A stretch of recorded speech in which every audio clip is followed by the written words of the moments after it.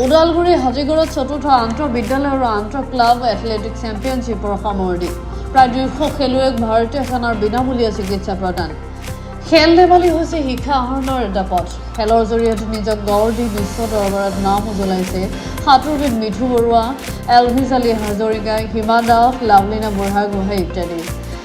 খেল ধেমালি কেৱল খেলাই নহয় ই ছাত্ৰ ছাত্ৰীক শাৰীৰিক মানসিক বৌদ্ধিক বিকাশৰ ক্ষেত্ৰ যাৰ জৰিয়তে ছাত্ৰ ছাত্ৰীসকলে সফলতাৰ পথেৰে আগুৱাই যাব পাৰে বিটিআৰৰ সঞ্জিত তাদ্বীৰ সহযোগত তথা ওদালগুৰি জিলা এথলেটিক সংস্থা আৰু টংলা এথলেটিক কোচিং কেন্দ্ৰৰ সহযোগত জিলাখনৰ হাতীগড় চাহ বাগিচা খেলপথাৰত চতুৰ্থ আন্তঃবিদ্যালয় আৰু আন্তঃ ক্লাব এথলেটিক চেম্পিয়নশ্বিপ অনুষ্ঠিত কৰে জিলাখনৰ প্ৰায় 8খন বিদ্যালয় আৰু 5টা ক্লাবৰ 200 গৰাকী খেলুৱৈয়ে অংশগ্ৰহণ কৰে চেম্পিয়নশ্বিপত প্ৰতিযোগিতাত দৌৰ put discus throw javelin throw long jump high jump আদি খেলসমূহ অনুষ্ঠিত কৰে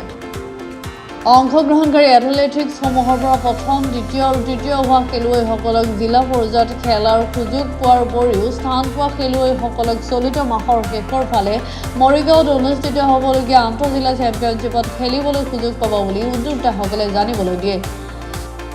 চাহ বাগিচা অঞ্চলত প্ৰতিভাশালী খেলুৱৈ অগণন আছে মাথো উপযুক্ত মঞ্চ নোপোৱাৰ বাবে খেলুৱৈসকল পিছ পৰাৰ বাবে বিটিআৰৰ সঞ্জিত তাদ্বীয়ে এই পদক্ষেপ গ্ৰহণ কৰে ৰাজ্য চৰকাৰৰ সহযোগত বিটিআৰৰ চৰকাৰে বিগত 4টা বছৰ বিটিআৰত ক্ৰীড়াৰ ক্ষেত্ৰখনত গুৰুত্বপূৰ্ণ ভূমিকা পালন কৰি আহিছে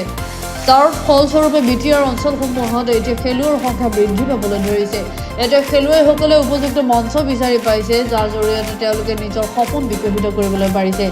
উক্ত অনুষ্ঠানত ভাৰতীয় সেনাৰ হাতীগড় ব্ৰিগেডৰ ফালৰ পৰা খেলুৱৈসকলৰ মাজত বিনামূলীয়া স্বাস্থ্য শিবিৰৰ আয়োজন কৰে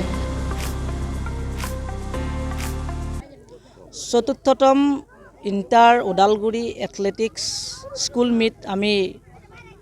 হাতীগড় টি ষ্টেট প্লেগ্ৰাউণ্ডত আজি পাতিবলৈ সক্ষম হৈছোঁ আমাৰ বিটিচিৰ ছাৰ তথা সঞ্জীৱ তান্তি ছাৰৰ নেতৃত্বত আমি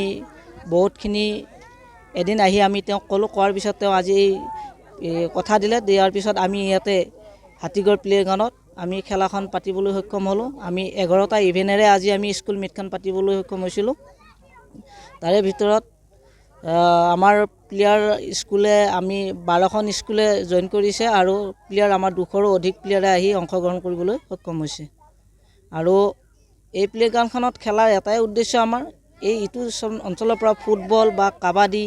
বা ক্ৰিকেট হৈ থাকে কিন্তু এথলেটিক্স ইভেণ্টটো আমাৰ যথেষ্ট অলপ পিছ পৰি আছোঁ তাৰ কাৰণে আমি অলপ টাউনৰ পৰা আহি গাঁৱৰ অলপ ভিতৰৰ অঞ্চলত আহি যাতে আমি ভাল প্ৰতিভাৱান প্লেয়াৰ পাম বুলি আশা কৰি আমি এই প্লেগ্ৰাউণ্ডখন বাছি লৈ আমি খেলাখন আজি আমি পাতিবলৈ সক্ষম হৈছোঁ আমি ইভেণ্ট হিচাপে ৰানিং ইভেণ্টত আমি 100 metre 200 metre 400 metre 800 metre 1500 metre আৰু 3000 মিটাৰ ৰেচ লৈছিলোঁ আৰু থ্ৰয়িং ইভেণ্টত আছিলে আমাৰ শ্বটপুট থ্ৰ ডিস্কাছ থ্ৰ আৰু জেভলিন থ্ৰ আৰু জাম্পিং ইভেণ্টত আছে লং জাম্প আৰু হাই জাম্প টংলাৰ পৰা মিন্ময় চহৰীয়া ৰিপৰ্ট গ্লোবেল এনি 24/7